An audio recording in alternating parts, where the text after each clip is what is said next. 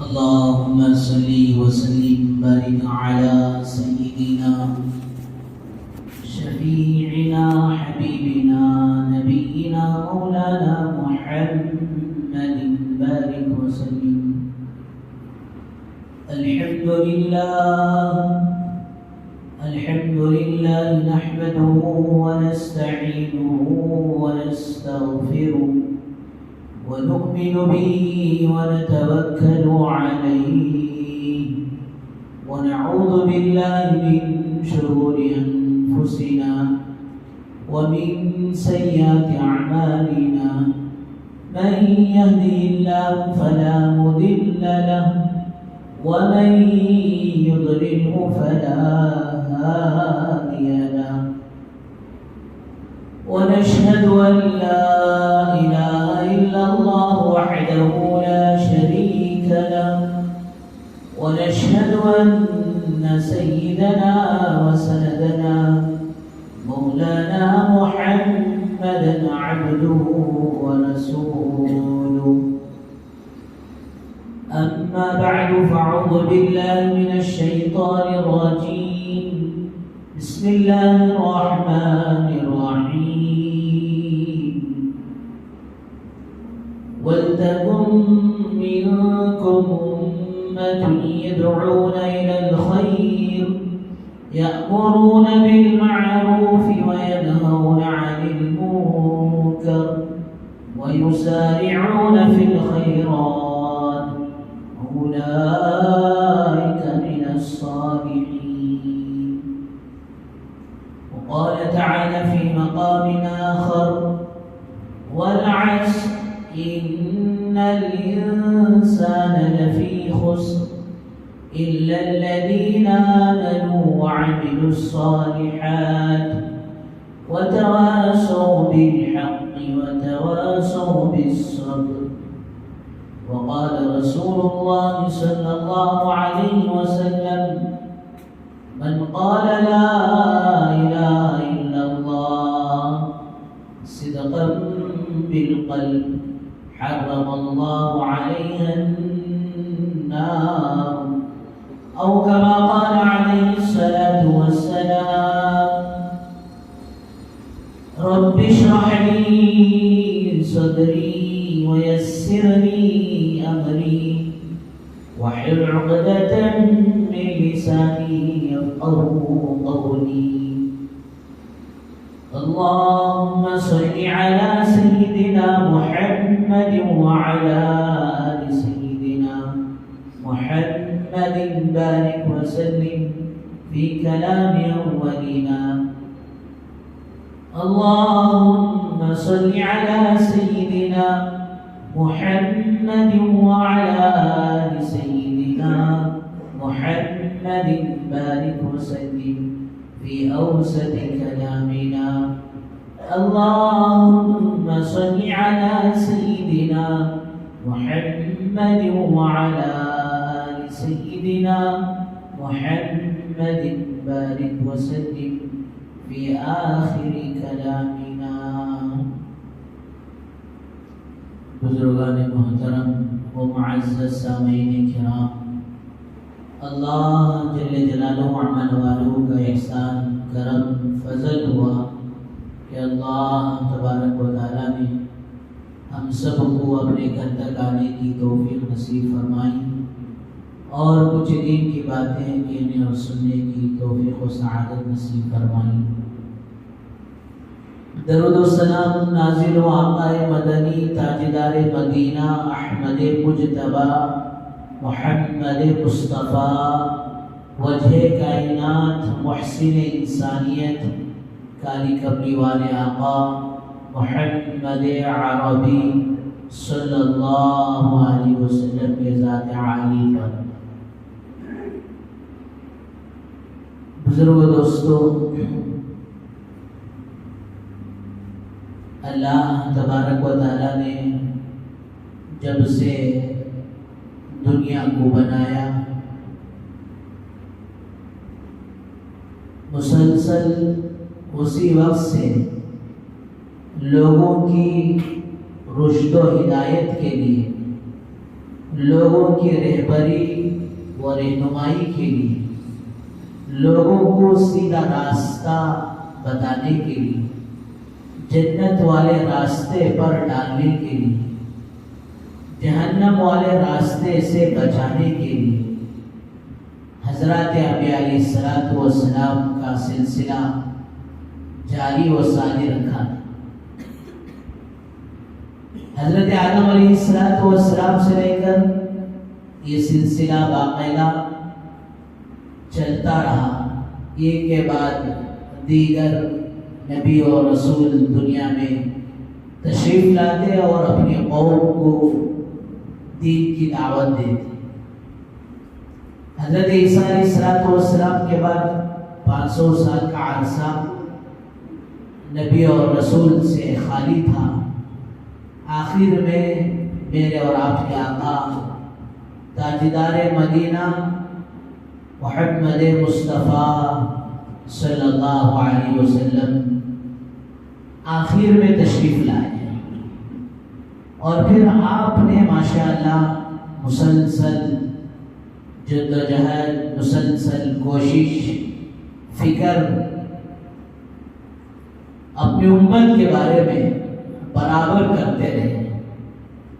تو یہ دعوت و تبلیغ کا کام کوئی نیا کام نہیں ہے، یہ تو قرآن مجید اٹھا کر دیکھیں تو خود اللہ ساری انسانیت کو جنت کی طرف بلا رہے۔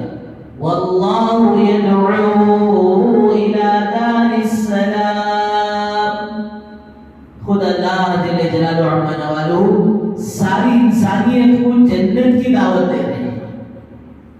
اور پھر حضرت انبیاء علیہ الصلوۃ والسلام کا کیا ہوا کام ہے، یہ کسی جماعت کا خاص کام نہیں ہے، بلکہ ہر کلمہ پڑھنے والے مومن و مسلمان کے ذمے یہ کام ہے۔ یہ کسی کے کوئی فلسفہ یا پھر کسی کے کہنے پر ایسی بات نہیں، قرآن میں صاف صاف جس طرح کہ سورج طلوع ہوتا ہے اور پھر روشنی پھیلاتا ہے، سورج کے طلوع ہونے اور روشنی پھیلانے میں کوئی شک نہیں ہوتی، کوئی شک نہیں ہوتا، اس طرح قرآن مجید میں صاف صاف ہے، کئی جگہ ہے۔ لیکن بڑے افسوس کی بات ہے، اللہ اس سعودی کے بادشاہ محمد بن سلمان کو نیک ہدایت دے، پتہ نہیں، اس لیے اہل اللہ اور اہل علم حضرات کہتے ہیں کہ یہ جوانی کے عالم میں بالخصوص 40 سال سے پہلے جو چیز بھی ملتی ہے، چاہے وہ مال ملے، چاہے وہ علم ملے، چاہے حکومت ملے، فتنہ ہے۔ اس لیے کہ نبوت جیسی چیز ہی میرے بزرگوں وہ 40 سال کی عمر میں اللہ کے نبی صلی اللہ علیہ وسلم کو عطا کی ہے، پتہ نہیں اس کی ذہنیت کیا ہے، اور پھر اللہ اسے نیک ہدایت دے اور ان کن ملکوں سے متاثر ہو گیا، اور کیا کیا وہ احکامات کو اور کیا کیا چیزوں کو نافذ کر رہا ہے، بس اللہ ہی اسے ہدایت دے۔ اور اسی طرح دوستوں وہ دعوت و تبلیغ کی محنت کو بیان کرنا چاہتا ہے اور اس پر پابندی لگانا چاہتا ہے، اللہ اسے نیک ہدایت دے، چھوٹا منہ بڑی بات نہ ہو جائے، اس کا یہ عمل قرآن کے خلاف ہے۔ اور دوستو جو کوئی قرآن مجید کے خلاف آواز بلند کرتا ہے اور پھر اس کا انجام اللہ ہی بہتر جانے کہ کیا ہوگا۔ بہرحال اسی مضمون کے متعلق چند باتیں آپ کو قرآن اور حدیث سے عرض کرنا ہے۔ سورہ عصر قرآن مجید کی ایک چھوٹی سی سورت، 2 لین والی چھوٹی سی سورت، جس کے بارے میں علامۃ الامام محمد ابن ادریس یعنی حضرت امام شافعی رحمۃ اللہ علیہ فرماتے ہیں، اللہ تبارک و تعالی سارا قرآن نازل کرنے کے بجائے اگر سورہ عصر کو نازل کرتا اور پھر ساری انسانیت اس چھوٹی سی سورت سورہ عصر میں غور و فکر کرتی تو یہی ایک سورت انسانوں کی ہدایت کے لیے، یہی ایک چھوٹی سی سورت کافی اور شافی ہو جاتی۔ اللہ پاک زمانے کی قسم کھا کر کے والعصر، عصر کا ایک معنی حضرات علماء نے مفسرین نے کہ وقت بھی لکھا ہے، عصر کا وقت۔ عصر کا وقت یہ بہت ہی قیمتی وقت ہے، ایک فجر کا وقت، ایک عصر کا وقت۔ فجر کے وقت کے بارے میں فرمایا کہ فجر کا وقت کی مقام نبوت ہے، اور پھر عصر کا وقت مقام ولایت ہے۔ یعنی عام طور پر اکثر جو نبوت سے اللہ تعالیٰ نے حضرت انبیاء علیہ السلام کو سرفراز کیا، مالا مال کیا، وہ فجر کا وقت تھا۔ اور جو اہل اللہ بنے ہیں، اللہ نے جو ان کو ولایت سے نوازا ہے، اور وہ جو ولی بنے ہیں، یہ عصر کا وقت تھا۔ اور پھر آگے فرماتے ہیں کہ دوستو عصر کا وقت یہ بڑا ہی مختصر وقت ہوتا ہے، اور عصر کے وقت کی بڑی فضیلتیں آئی ہیں۔ بڑا یہ مختصر وقت ہے، اس سے اس بات کی طرف اشارہ کیا جا رہا ہے کہ زندگی کا وقت بھی بڑا مختصر ہے۔ اور پھر آگے عجیب و غریب باتیں دوستوں بیان فرمائی۔ ایک قوم پچھلی قوموں میں آئی جو فجر سے لے کر عشاء کے وقت تک کام کرتی تھی، اور ان کو بدلہ اس کے برابر ملا ہے۔ وہ کون تھے؟ یہود تھے۔ پھر اور ایک قوم آئی، وہ فجر سے لے کر ظہر تک محنت کرتی، ان کا اس قوم کو اس کا صلہ اور بدلہ ملا۔ فرمایا یہ قوم نصارہ تھی، لیکن یہ امت محمدیہ فرمایا کہ وہ گویا عصر کو آئی ہے، اور اس کا کام مغرب کے وقت تک کا ہے، لیکن اسے بدلہ پورے دن کا کام کرنے کا گویا ملے گا۔ اب سوال ہوتا ہے پچھلی قوموں کو پورا دن، آدھا دن، اور ہمیں عصر سے مغرب تک گھنٹہ 2 گھنٹہ، اور بندہ پورا۔ ہاں، اللہ تبارک و تعالیٰ نے اس امت کی عمریں چھوٹی کی ہیں، لیکن اس امت کے اعمال کا بدلہ بڑھا دیا ہے۔ ذالک فضل اللہ یؤتیہ من یشاء، یہ اللہ کا فضل ہے، اللہ جسے چاہتے ہیں دیتے ہیں۔ جس طرح حدیث میں آتا ہے اس امت کے وضو کے اعضاء، یعنی مومن و مسلمان جو وضو کرتا ہے، وضو کے یہ سارے اعضاء، وضو کے سارے پارٹس کل قیامت کے دن چمکیں گے۔ غرب المحجول حدیث میں آتا ہے یہ سارے پارٹس چمکیں گے۔ اس نے فرمایا وضو کو اچھی طرح سے کرو، کل قیامت کے دن یہ اعضاء روشن ہوں گے، جس سے اللہ کے نبی صلی اللہ علیہ وسلم اپنی امت کو پہچانے۔ تو اس کا مطلب یہ نہیں کہ پچھلے قوموں میں وضو نہیں تھا، پچھلے قوموں میں بھی وضو تھا۔ جس طرح حضرت ابراہیم اور حضرت سارہ علیہ السلام یہ ساتھ جا رہے تھے، ایک بادشاہ نے حضرت سارہ علیہ السلام کو روکا، اور قریب تھا کہ ان کے ساتھ بدنیتی کے ساتھ پیش آتا، ان کے ساتھ برائی کے ساتھ پیش آتا۔ حضرت سارہ علیہ السلام وضو فرماتی ہیں، اور پھر 2 رکعت صلاۃ الحاجت پڑھتی ہیں۔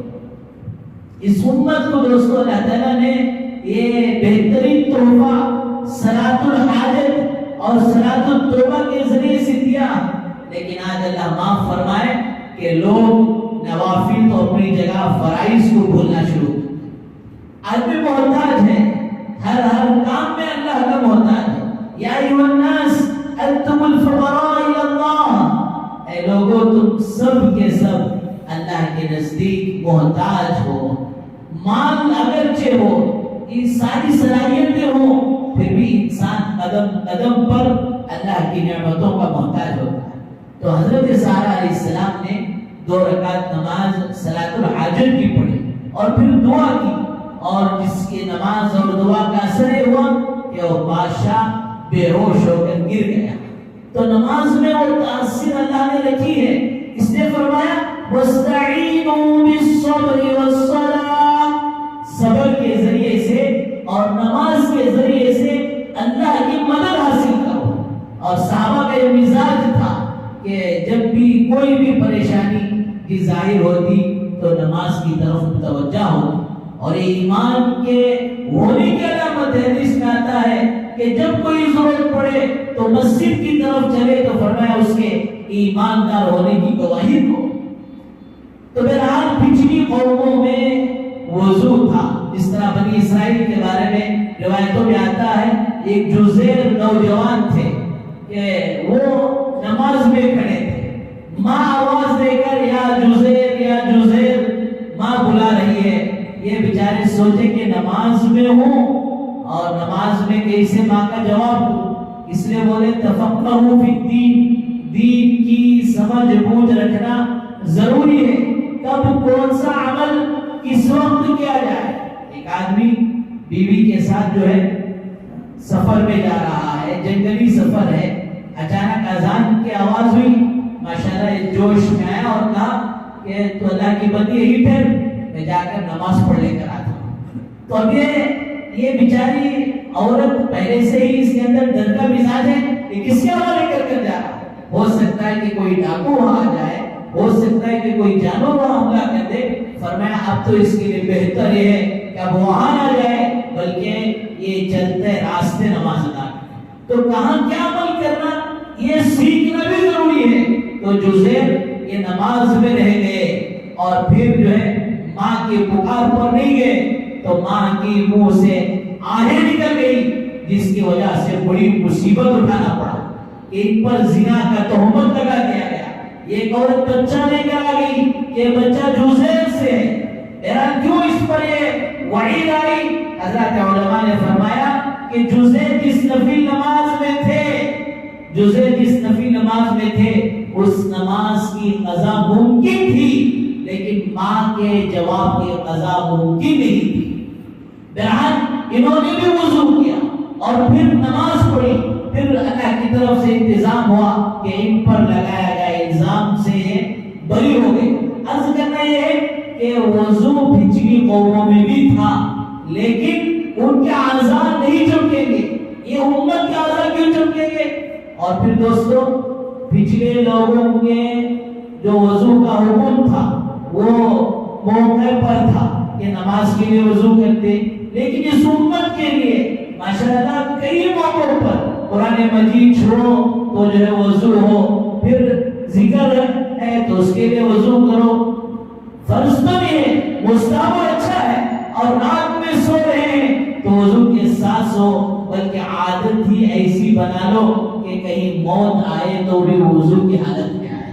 حضرت بلال حبشی رضی اللہ عنہ کا وہ عمل جس پر اللہ کے نبی صلی اللہ علیہ وسلم نے پوچھا معراج کے موقع پر, بلال میں نے جنت میں بھی تمہیں ساتھ ساتھ چلنے کا محسوس کیا, تم زمین پر چل رہے ہو, اس کی آہٹ کو اللہ نے مجھے آسمانوں پر سنایا, آخر تمہارا عمل وہ کون سا ہے؟ کہا یا رسول اللہ صلی اللہ علیہ وسلم دن رات میں جب بھی میرا وضو ٹوٹتا ہے تو میں وضو بنا لیتا ہوں اور پھر جتنا مقدر ہو سکے تحیت الوضو تحیت المسجد نماز پڑھ لی. تو بہرحال بزرگوں دوستوں وضو ان میں بھی تھا, لیکن اس امت کو اس کے اعزاز کے طور پر دیا گیا ہے. تو فرمایا کل قیامت کے دن یہ سارے اعضاء روشن ہوں گے, جس کو اللہ کے نبی صلی اللہ علیہ وسلم دے کر پہچان. بہرحال عصر کا ایک معنی دوستو وقت کا بھی ہے, اور پھر ایک معنی عصر کا جو ہے زمانہ بھی ہے. جس طرح زمانہ گزرتا رہتا ہے, زمانہ ڈھلتا رہتا ہے, کہ اللہ تعالیٰ اس بات سے اس امت کو اس بات کی طرف اشارہ دیا کہ تمہاری زندگی بھی اسی طرح ڈھلتی رہے گی. جس طرح زمانہ چاہ سورج غروب ہوتا ہے, غروب ہونے کے بعد وہ دن مکمل ہوتا ہے, اسی طرح تمہاری زندگی کا سورج بھی ایک دن غروب ہو جائے. والعصر اللہ زمانے کی قسم کھا کرتے ہیں, ان الانسان لفی خسر. اگر اس خسارے سے اور پھر اس پریشانی سے بچنا ہے اور ناکامیابی سے بچنا ہے تو اللہ تبارک و تعالیٰ نے اس سورہ عصر کے اندر چار چیزوں کی نصیحت فرمائی. سب سے پہلی بات فرمائی الا الذین آمنوا, کہ کامیاب و کامران کون لوگ ہوں گے؟ فرمایا ایمان والے جن کی زندگی میں ایمان ہو. اور خدا کی قسم دوستو ایمان سے بڑھ کر کوئی دولت ہو ہی نہیں سکتی, کوئی عمل اللہ کے یہاں بغیر ایمان کے قابل قبول ہو ہی نہیں سکتا. الا الذین آمنوا. ایک مرتبہ اللہ کے نبی صلی اللہ علیہ وسلم نے ارشاد فرمایا یا معاذ, اے معاذ، ایک مرتبہ نہیں، دو مرتبہ نہیں، تین مرتبہ آپ نے فرمایا. پھر کہا من قال لا الہ الا اللہ صدقا بالقلب، اے معاذ جو مسلمان صدق و دل سے لا الہ الا اللہ کہے گا، حرم اللہ علیہ النار، اللہ پاک اس پر جہنم کو حرام کر دے گا. لیکن وہی علامہ شاذلی رحمۃ اللہ علیہ فرماتے ہیں کہ کوئی مومن گناہوں میں زندگی گزارے، گناہ کرتے رہے اور پھر اللہ سے معافی کی امید رکھے، تو فرمایا یہ عمل خود ایک گناہ ہے کہ گناہ تو کرے اور پھر اللہ سے معافی کی امید رکھے. فرمایا گناہ کرنے کے بعد سر اٹھتا نہیں ہے بلکہ سر جھکتا ہے، ندامت اور شرمندگی ہونا چاہیے. بہرحال بزرگوں دوستو، ایمان اللہ کی طرف سے بہت بڑی دولت ہے، اس سے بڑھ کر کوئی دولت ہو ہی نہیں سکتی. جسے ایمان مل گیا اسے سب کچھ مل گیا، جسے ایمان نہیں ملا اسے کچھ بھی نہیں ملا. لیکن فرمایا دوستو، وہ ایمان اس سطح کا ہو کہ دنیا میں رہتے ہوئے اپنے ایمان کی، اپنے اعمال کی حفاظت اور اپنے ایمان کو بڑھانا، اپنے ایمان کو پکانا، اور پھر دوستو دل کا یقین سچا اور صحیح بننا. اس لیے موت پر جو زبان چلے گی دوستو، وہ یہ منہ کی زبان نہیں بلکہ دل کی زبان چلے گی. جو دل میں ہے وہ ظاہر ہوگا. ایک بزرگ ہمیشہ جو ہے اپنے دکان میں ایک طوطا رکھا کرتے تھے، جو بھی گراہک آتا اس طوطے کے ذریعے سے کہتے تھے بول مٹھو، تو فوراً کہتا لا الہ الا اللہ لا الہ. گراہک ماشاءاللہ خوش بھی ہوتا. ایک مرتبہ اچانک بلی نے اس پر حملہ کیا تو وہ طوطا بجائے جو ہے لا الہ الا اللہ کہنے کے اپنی آواز تئی کر کر جو مر گیا. یہ منظر دیکھ کر وہ بزرگ بے ہوش ہو گئے. اڑوس پڑوس کے لوگ جمع ہو گئے، پانی ڈال کر جو ان کو اٹھے ہوش آیا. کسی کہنے والے نے کہا واہ بھائی، ایک معمولی سی طوطا جانے پر بے ہوش ہو گیا، تیری دکان کے اگر کوئی قیمتی چیز چلے جاتی تو ڈر تھا کہ کہیں تیری جان نہ چلی جائے. اس نے کہا، اس اللہ والے نے کہا بھائیو طوطے کے جانے پر میں بے ہوش نہیں ہوا، طوطے کے جانے پر مجھے افسوس نہیں ہوا، بلکہ اس کے طریقہ کار پر، اس کا آخری انجام سوچ کر میں بے ہوش ہوا. کیا تھا؟ ارے اسے تو پوری زندگی میں لا الہ الا اللہ یہ پڑھا رہا تھا، یہ پڑھتا رہا وہ، لیکن جب موت کا وقت آیا تو اس کی زبان سے لا الہ الا اللہ نہیں نکلا، اپنی آواز نکل گئی. میں یہ سوچ کر ڈر رہا ہوں کہ ایسا نہ ہو کہ جو کلمہ میری زبان پر ہے وہ مجھے موت پر آئے گا، یا پھر میں اپنی دنیا کی اور دکان کی اور بیپار کی زبان بول کر کہیں مر نہ جاؤں. اس لیے حدیث میں آتا ہے من حب لقاء اللہ حب لقاءک، جو اللہ سے ملنے کو چاہے گا، اللہ سے ملنے کو پسند کرے گا، اللہ اسے بھی ملنا پسند کرے گا. من کرہ اللہ لقاء، اور جو اللہ سے ملنا ناپسند کرے گا فرمایا اللہ بھی اس سے ملنے کو ناپسند کرے گی. یہ حدیث امی جان حضرت عائشہ رضی اللہ عنہا کے سامنے اللہ کے نبی صلی اللہ علیہ وسلم نے جب سنایا تھا تو آپ نے فرمایا رسول اللہ میں بھی تو مرنے کو ناپسند کرتی ہوں. ایک آدمی خواہ یہ اللہ سے عمر مانگ رہا تو اللہ کے نبی صلی اللہ علیہ وسلم نے اس سے یہ پناہ مانگی، اللہم انی اعوذ بک من عارض العمر، عمر کی لمبی درازی سے، کہ آدمی اتنی لمبی عمر پا لیا کہ اب بڑھاپے میں جا کر کوئی اسے دیکھ بھال کرنے والا نہیں. اور آج اللہ حفاظت فرمائے، آج کا ماحول بھی کچھ ایسا ہی ہے کہ والدین بچوں کے اندر والدین کی خدمت کا جو جذبہ اور شوق ہے وہ شوق آج اللہ معاف فرمانے رہا. ہاں اگر کوئی عمر اس لیے مانگ رہا ہے کہ میں اور عبادت کروں، میں اور اطاعت کروں، میں اور اپنے آخرت کو سنواروں، اے اللہ مجھے عمر اس لیے دے تاکہ میں تیرا نیک بنوں، تو فرمایا یہ مانگنے کی تو اجازت ہے. عائشہ رضی اللہ عنہا جب یہ سنا تو پریشان ہو کر پوچھتے ہیں رسول اللہ میرا حال بھی تو یہی ہے. اللہ کے نبی صلی اللہ علیہ وسلم نے فرمایا عائشہ بات یہ ہے کہ یہ عام زندگی کی بات نہیں ہے، بلکہ موت کے وقت جب ایمان والی زندگی گزار اب جو ہے دنیا سے جانے کا وقت آیا تو اللہ تعالیٰ اس کے لیے جنت کے دروازے کھول کر فرشتوں کے ذریعے سے بتائیں گے، خوشخبریاں سنائیں گے۔ قرآن کہتا ہے فَأَمَّا إِن كَانَ مِنَ الْمُقَرَّبِينَ فَرَوْحٌ وَرَيْحَانٌ وَجَنَّةُ نَعِيمٍ۔ اللہ کے نبی صلی اللہ علیہ وسلم عائشہ رضی اللہ عنہا کے سامنے آیتیں پڑھ کر سنائیں کہ اللہ تعالیٰ جنت کے باغات دکھائیں گے، جنت کے پھل اور پھول دکھائیں گے، وہاں کی نہریں بتائیں گے، بتا کر کہیں گے میرے بندے میں تجھ سے ملنا چاہتا ہوں، تو بھی میرے پاس آنے کے لیے تیار ہو جا۔ اب وہ اس کی دلی خواہش ہوگی کب وہ نعمت میں پاؤں، یہاں تک کہ اس کی روح نکل جاتی ہے۔ تو دوستو اس کی روح بھی کہتی ہے عجلونی عجلونی، میرے ساتھ جلدی کا معاملہ کرو تاکہ میں اللہ کی رحمت کے سائے میں چلے جاؤں۔ اللہ نہ کرے ایمان والی زندگی نہیں رہی، عمل والی زندگی نہیں رہی تو دوستو پھر وہ موت کے وقت ہو کر آئے گا اور پھر اسے عذابات دکھائے جائیں گے اور پھر وہ وہاں جانے کے لیے ناپسند کرے گا۔ اللہ بھی دوستوں سے ملنے کے لیے ناپسند کرے گا۔ اس کا مطلب یہ نہیں کہ اللہ کی ناپسندگی کی وجہ سے اسے موت نہیں آئے گی، موت ہر حال میں آئے گی۔ ایمان والی جب زندگی ہوگی تو آدمی دوستوں دنیا سے جاتے ہوئے پھڑپھڑاتے ہوئے جائے گا کہ میں دنیا سے بہترین جگہ جا رہا ہوں۔ تو فرمایا اِلَّا الَّذِينَ آمَنُوا، ہمارا ایمان اس سطح کا بنے۔ اور دوسری بات فرمایا وَعَمِلُوا الصَّالِحَاتِ، اعمال خیر میں زندگی، اعمال صالحہ میں زندگی گزار۔ فرمایا یہ دنیا کی زندگی کوئی معمولی زندگی نہیں ہے دوستو، دنیا کی زندگی اصل میں آخرت کی زندگی بنانے کے لیے۔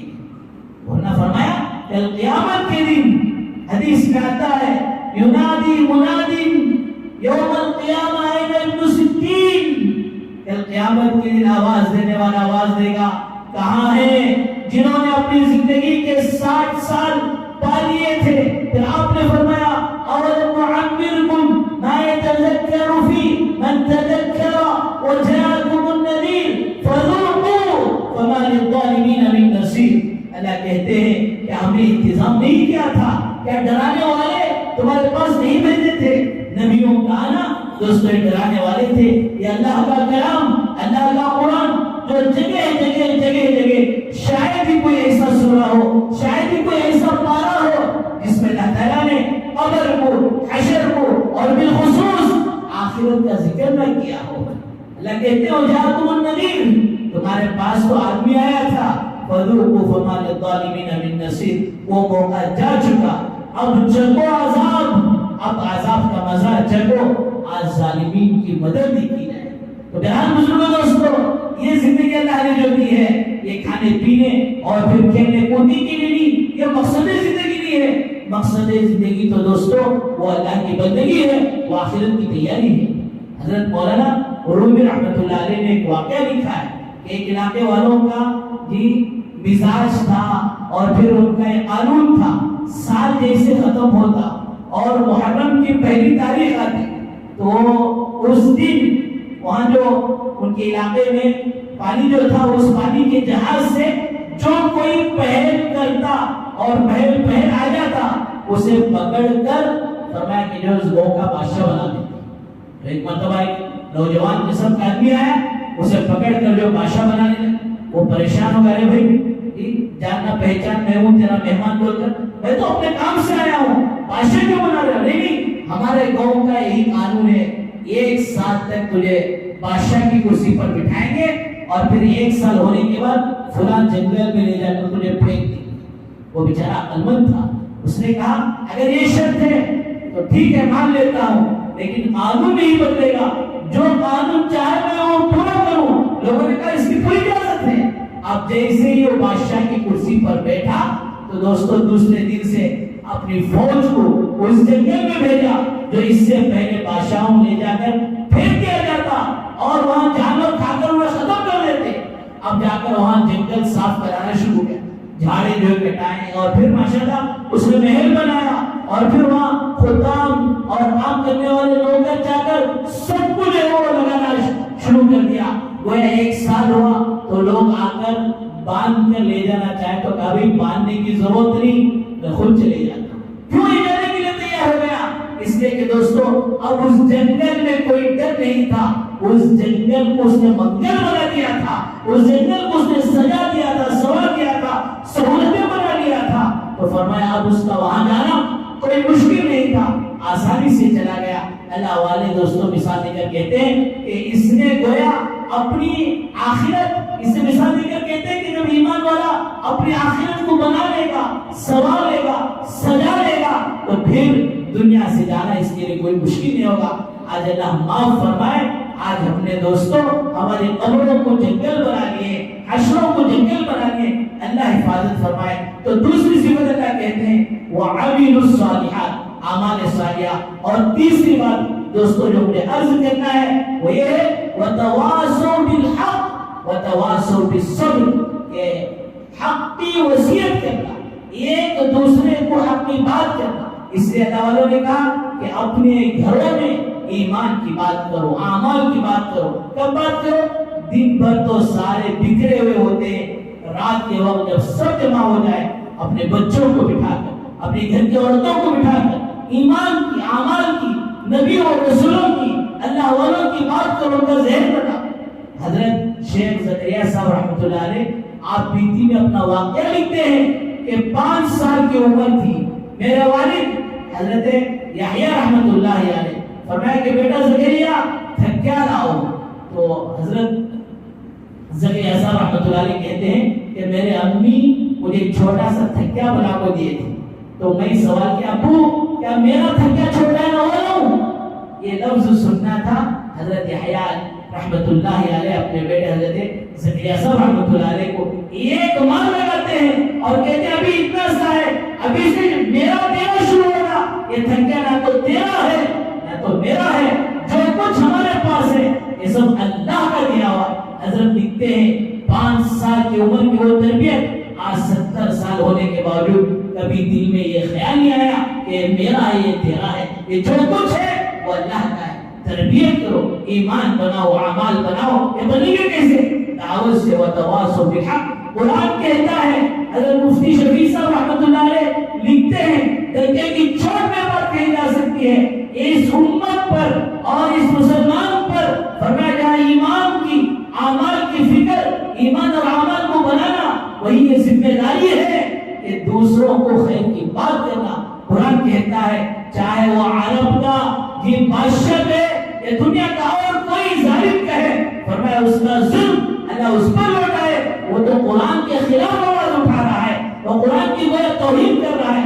وہ جماعت، وہ محنت، وہ کام جس کی برکت سے اہل عرب حضرت مولانا عمر صاحب پالنپوری رحمۃ اللہ علیہ اس زمانے میں مکے کے ائمہ سے، امام حرمین سے پوچھا حضرت ہم آپ سے بڑی التجا کے ساتھ، ایکٹنگ نہیں، بناوٹ نہیں، ہم پوری تحقیق کے ساتھ یہ بات پوچھنا چاہتے ہیں اگر اس کام کے اندر کوئی شر ہے، کوئی بدعت ہے اور کوئی اس طرح کی کوئی بات ہے جو خلاف دین ہے، خلاف شریعت ہے، آپ کو پورا اختیار ہے، آپ ہمیں بتائیں تاکہ ہم اس کی اصلاح کر لیں. دوستوں حضرت عمر صاحب پالنپور رحمۃ اللہ علیہ کے اس سوال پر ائمہ حرمین کی آنکھوں سے آنسو آئے اور کہا بغیر کسی رکاوٹ کے اور بغیر کسی چلو چلا کے ہم یہ کہتے ہیں کہ یہ کام حق ہے، اس لیے کہ ہمارے ان نوجوانوں کو جس سے ہم سمجھانے سے اور پھر جس کو ہم صحیح راستے پر لانے سے، ہدایت پر لانے سے عاجز آ گئے تھے اور ان کی راتیں گناہوں میں اور فواحش میں اور عیاشی میں گزرتی تھی. الحمدللہ انہوں نے اس راستے میں چلے اور اس کام کو کیا سمجھا کہ راتوں میں اٹھ کر وہ اللہ کے سامنے رونے والے اور گڑگڑانے والے بن گئے. یہ کسی جماعت کی حمایت نہیں، یہ قرآن کہتا ہے وَتَوَاصَوْا بِالْحَقِّ، حق کی ایک دوسرے کو وصیت کرنا. اب بعض لوگ ڈر جاتے ہیں، گھبرا جاتے ہیں، دعوت و تبلیغ جماعت کا کام دیکھ کچھ بھی نہیں ہے. ہر کوئی اپنے گھر میں تبلیغ کرتا ہے.